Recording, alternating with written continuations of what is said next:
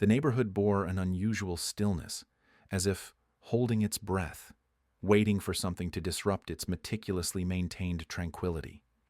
This cluster of houses, each a mirror of the next, was ruled not just by a misplaced sense of uniformity, but by Karen. Her name alone carried a weight that didn't quite match her petite frame, but rather the colossal sway she held over the homeowners association. It was a peculiar kind of power, one wielded with the precision of a scalpel, cutting away what she deemed unruly or unsightly. Karen was a force to be reckoned with, her agenda as predictable as it was petty. The latest edict, delivered in a crisp white envelope like a court summons, declared that basketball hoops were a blight on the neighborhood's aesthetic harmony. Her reasoning was wrapped in the guise of safety and order. But I knew better. It was personal. It always was. The hoop in question, a slightly rusted emblem of childhood joy, stood at the edge of my driveway. It had been there since we moved in, a silent sentinel to weekend games and summer nights. Its removal was non-negotiable, she decreed, a threat not just to curb appeal, but to her unyielding vision of perfection.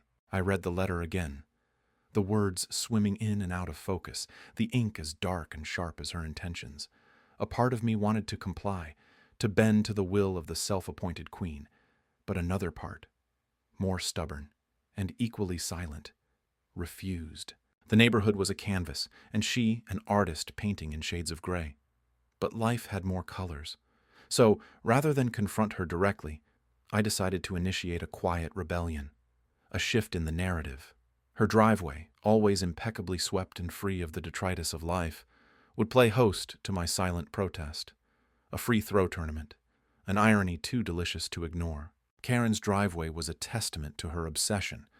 Concrete, clean, and unblemished, with not a blade of grass daring to overstep its bounds. It was the perfect stage, a place where control reigned supreme, yet where, on this occasion, chaos would find its footing. I could almost picture her reaction, a blend of disbelief and disdain, an expression that would crease her perfectly maintained features. But first, there was planning to do. The basketball, a talisman of resistance, needed air, its rediscovery, a promise of what was to come. The sun dipped below the horizon, casting long shadows that danced across the manicured lawns. A sense of anticipation fluttered in my chest, a bird testing the strength of its wings. The neighborhood, in all its pristine glory, lay quiet. But beneath its surface, change was stirring. It was a small act, this game. Yet, it carried within it the weight of forgotten joys and the defiance of silent voices. I would not confront her with anger or words, but with the sound of bouncing rubber on concrete, echoing in the dawn of a new day. This was not just about a basketball hoop. It was about reclaiming space, about the quiet power of community and the unyielding spirit of those who refuse to be painted over. An act of defiance in the face of petty tyranny, a small step toward liberation. Karen would watch from behind her curtain, perhaps. Or maybe she'd confront me in person, her voice laced with the promise of penalties. Either way, the game was on. And as the first light of dawn crept over the rooftops, I stood ready, ball in hand, at the edge of her kingdom, waiting for the bounce of change. The sun hung heavy and indifferent over the neighborhood, casting long shadows that danced across manicured lawns. I stood on the sidewalk, eyes fixed on the emptiness where my basketball hoop once stood. It seemed surreal, like a memory erased before it was even formed. Karen's crusade had claimed its first victim, and the neighborhood buzzed with the news like an angry hive. Karen was meticulous in her pursuit, a maestro wielding the HOA's rulebook like a conductor's baton. Her latest decree, delivered with the precision of a surgeon's scalpel, outlawed any recreational equipment visible from the street. The edict arrived in mailboxes with the inevitability of a storm, each word a raindrop soaked in condescension. In the days that followed, the neighborhood wore a veil of unease. Whispered conversations bloomed like wildflowers, spreading tales of Karen's next steps. She reveled in her role, a self-appointed enforcer of suburban harmony. Her smile, when it appeared, was a thin line, sharp as glass. I imagined her crafting new rules in the solitude of her living room, sipping tea as if plotting a grand chess match. The first citation appeared on my doorstep one morning. A single sheet of paper, clipped to my door like a scarlet letter. It bore accusations of noise violations and improper lawn maintenance. I crumpled it in my fist, feeling the paper cut into my skin as a reminder of Karen's reach. The irony wasn't lost on me. My lawn was as tidy as a military parade, each blade of grass a soldier in perfect formation. Neighborhood gatherings became a theater of the absurd. Karen, the star performer, played her part with zeal. She held court at every opportunity, spinning tales of misdeeds and derelictions. Her voice, a serpent's hiss, sowed seeds of distrust that took root in fertile soil. The gossip spread, infecting minds with its venom. It was a slow poison, each word a subtle twist of the knife. As the days passed, the weight of her shadow grew. Her rules became more arcane, each more ridiculous than the last. Curtains drawn in daylight were suspect, bird feeders an affront to decorum. The neighborhood's natural rhythm fractured under her relentless pursuit of perfection. We moved in hushed tones, wary of attracting her gaze. Yet, in the silence, I felt a stirring. A quiet defiance simmered beneath the surface, a rebellion of whispers. The basketball hoop was gone, but the spirit of the game lingered in the air, like a song's echo that refuses to fade. The driveway, once a battleground, now whispered promises of redemption. Karen's driveway loomed large, a stage set for the drama to come. I watched from my window, a silent observer, as the neighborhood teetered on the edge of revolt. Each citation, each rule, fanned the embers of discontent. The air crackled with anticipation, a palpable tension that hummed in the quiet moments. Karen's tyranny had sown the seeds of her own undoing. The game was far from over, and I, a quiet architect of chaos, was readying the next move. The morning sun bled into the sky, casting long shadows across the neighborhood, as if the universe was quietly observing the unfolding drama below. I stood on my porch, sipping coffee, its warmth grounding me as the anticipation simmered beneath the surface. Today was the day of the tournament. My little countermove in a silent war waged over basketball hoops and petty power struggles. Karen's decree against basketball hoops had hit the neighborhood like a cold front, freezing smiles and stiffening backs. Everyone knew the motive was as personal as it was petty. A single complaint, an odd bounce of a ball snapping against her pristine SUV during one early evening game. And she wielded her authority like a sledgehammer. Banned them all, just like that. I had watched her gloat behind closed curtains, a shadow flitting through the window, relishing her victory. It was time for her to see the game she started, played out to its end. The idea came like a quiet whisper in the night, a stroke of irony too sweet to ignore. Host a tournament in her driveway, right under her nose, using her own rules, of course. No permanent hoops, just portable ones, moved into place at dawn. Her own ironclad clauses turned against her. Neighbors gathered, each wearing a look of mischievous delight, a shared conspiracy against the reigning queen of the HOA.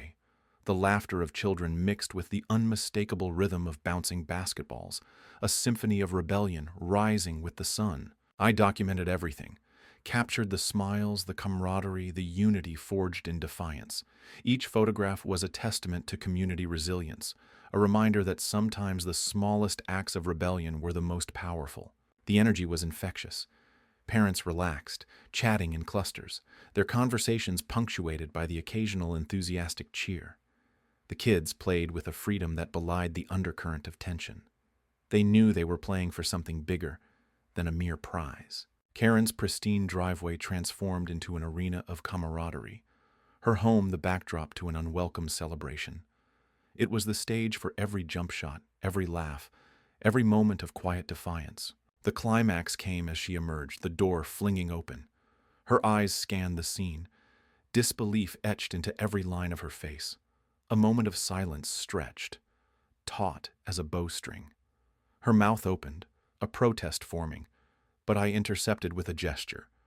A gift-wrapped basketball, presented with a smile. A token of peace? Or a challenge? The line was blurred, as intentional as the event it commemorated.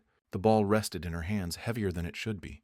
She stood there, caught in her own web, a spectator in the game she tried to end. In that moment, beneath the sun's warm gaze, the neighborhood held its breath. The power was not in the spoken word, but in the choice laid bare before her. Accept or resist, join or withdraw. Her fingers tightened around the ball, and for a heartbeat, the world paused. Then, with a resigned breath, she let the ball drop, watched it bounce once, twice, then roll away. She turned and retreated inside, leaving the door ajar. An invitation or a retreat? Ambiguity. The perfect resolution. The tournament continued long into the afternoon, punctuated by laughter and shared defiance. The day ended with the sun dipping below the horizon, leaving behind a neighborhood subtly shifted, quietly altered by the simplest act of rebellion. And Karen? Well, she was still there, a part of the tableau she'd inadvertently helped to create. A reminder that sometimes the best revenge wasn't a grand gesture, but a simple game of hoops in a driveway.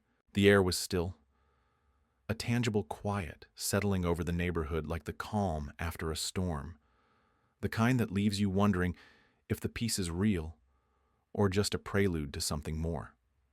I stood on my porch, the freshly printed document in my hand, a legal weapon wrapped in mundane paper. It was time for the next move. Karen, with her penchant for control and her ruthless bureaucracy, had underestimated her neighbors. But more critically, she had underestimated me. Her ban on basketball hoops had been the last straw, a petty decree driven by her need to impose order on our small, chaotic world.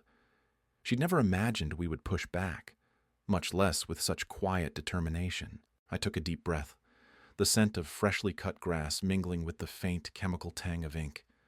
The paper was crisp, the lettering sharp. It felt like holding a piece of the future, a future where perhaps Karen's tyrannical reign over our homeowners association would be nothing but a memory. But for now, it was a tool, a key to unlocking a new chapter. The free throw tournament had been a kind of poetic justice, a fleeting rebellion echoing with laughter and the thud of bouncing basketballs. Yet, as satisfying as it was only the beginning. To truly alter the balance, we needed something more enduring, something that spoke the cold, unwavering language of law. I walked to her driveway with the certainty of a soldier stepping onto a battlefield. The document was a cease and desist, meticulously crafted and legally binding. It outlined every overreach, every misstep Karen had made in her quest to rule over her little kingdom. I imagined her reaction, the flash of indignation in her eyes, the disbelief. It was a small, bittersweet pleasure playing out in my mind. The driveway was empty, her sleek car absent, as if the universe had granted me this solitary moment. I bent low, sliding the paper under her ornate door knocker, the metal cool against my fingers. This was it. A simple act, yet heavy with consequence. As I turned to leave, the sun dipped lower, casting long shadows that stretched and twisted across the pavement. Each step away from her house felt like shedding a weight, a burden lifted with every footfall. I could almost hear the quiet hum of change in the air, a soft promise whispering through the leaves. The irony wasn't lost on me. Karen, who valued order above all, had unwittingly sown the seeds of her own undoing through her rigid adherence to rules. Her fortress of bylaws and regulations was crumbling, not by force, but through the gentle persistence of truth and justice. Returning home, I felt the collective anticipation of the neighborhood. People peered from behind curtains, their curiosity piqued, their hopes tethered to a simple piece of paper. It was a moment suspended in time, an inhale before the exhale of resolution. The streets were quiet, yet alive with the silent understanding that change was coming. And it would be a change shaped not by the loud clamor of rebellion, but by the quiet insistence of fairness and community. We had taken the first steps towards reclaiming our space, not just from Karen, but from the oppressive weight of needless control. I placed the kettle on the stove, the soft whistle of steam rising as I reflected on the day. In the silence, I smiled to myself, a quiet satisfaction blooming like a secret garden. We had done it. We had stood up, not just for basketball hoops, but for something much more profound. And as the evening shadows deepened, I knew this was only the beginning. The sun began its slow descent in the sky, casting golden hues that painted the neighborhood in an uncharacteristic warmth. I leaned back against the smooth bark of an old oak tree, its roots sprawling like the veins of the community, grounding us all in shared history. Today it seemed history was being rewritten. Karen's driveway was a stage set for irony. The very ground she'd once claimed as her sovereignty now hosted the culmination of our rebellion. The echoes of bouncing basketballs filled the air, a rhythmic percussion of defiance. Each sound was a reminder of past injustices and a promise of change. The tournament was underway, and it was a sight to behold. Kids, teenagers, and even a few brave adults took turns at the hoop, their faces alight with the thrill of participation and a hint of rebellion. It was more than just a game.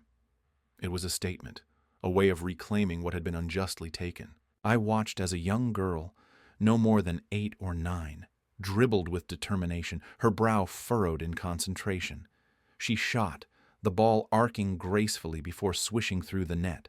Applause erupted, a wave of support that embraced her. She turned, beaming, and in that moment, I saw the power of community. Karen stood at a distance, her arms crossed, a fortress of indignation. Her face was a storm cloud, brewing with silent fury. Yet she remained on the periphery, unable to storm the court, her authority diluted by the collective spirit that surrounded her. The irony was palpable, like the sharp tang of citrus after a long winter. In the midst of the chaos, I wandered through the crowd, absorbing snippets of conversation and laughter. It was a symphony of voices, each contributing to the harmony of the afternoon. I felt a swell of pride, not for orchestrating this event, but for witnessing the resilience of my neighbors. At last, the tournament drew to its climax. A final matchup between 2 skilled teenagers had the crowd on edge, their movements a dance of agility and precision. The ball ricocheted off the backboard, and for a moment, time seemed to suspend, the world holding its breath. Then, with a satisfying swoosh, the final point was scored. Victory, in more ways than one. A cheer rose, an explosion of joy that rippled through us. In that moment, we were more than individuals. We were a community bound by shared struggle and triumph. Karen, now a distant figure, turned and walked away. Her silhouette faded into the dimming light, a shadow of her former self. We lingered, savoring the afterglow of success. The sun dipped below the horizon, casting long shadows that danced across the pavement. I stood there, watching as families began to disperse, their hearts lighter, their spirits unburdened. As I turned to leave, I caught a glimpse of the basketball hoop, standing tall and proud in Karen's driveway. It was no longer just a piece of metal and nylon. It was a symbol, a testament to our perseverance and unity. Walking home, I felt a sense of completeness. The neighborhood was restored, not just in its physical landscape, but in the bonds that had been reforged. We had faced the storm and emerged stronger, our roots entwined, our voices unified. And Karen? She was sidelined, not by force, but by the quiet, relentless power of community, the power of a simple, unyielding game of basketball.